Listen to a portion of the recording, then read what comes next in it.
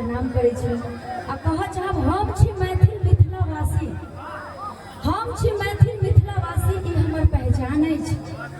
राम छथि पाहुन सीता बहिन समान अछि और तय माटी पर उपजल सब दर्शकगण के श्रोतागण के हम अंतरा सिंह प्रियंका के ओर से प्रणाम अछि।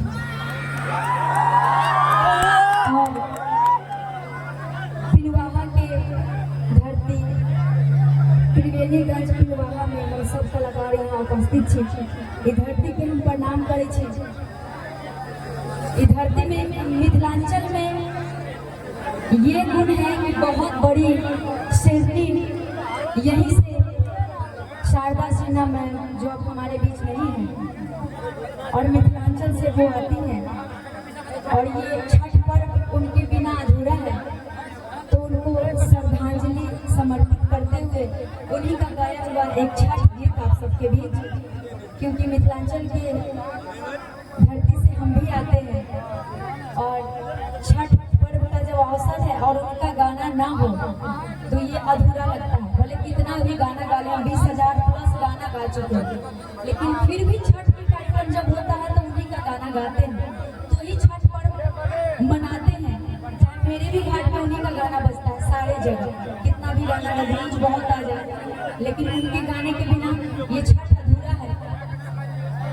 आइए उनको समर्पित ये प्यारा सा छठ गीत आप सबके बीच।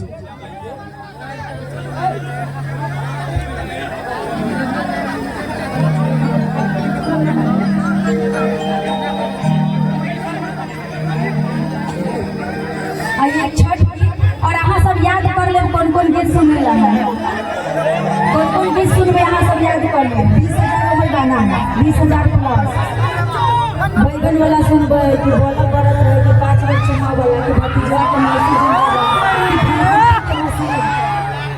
कि थ्रेसर से भूसा फेंक रहा है निकल रहा है, मगही गीत मैथिली गीत अहाँ सब याद कर लियो, सब गीत सुना के जाए। लेकिन अभी जौन मौका पर हम सब आए छी एगो छठ गीत मैम को श्रद्धांजलि समर्पित करते हुए ये प्यारा सा मुझे, उसके बाद हाँ सब एकदम याद करके आपको गाना जेना जाएंगे वहाँ सब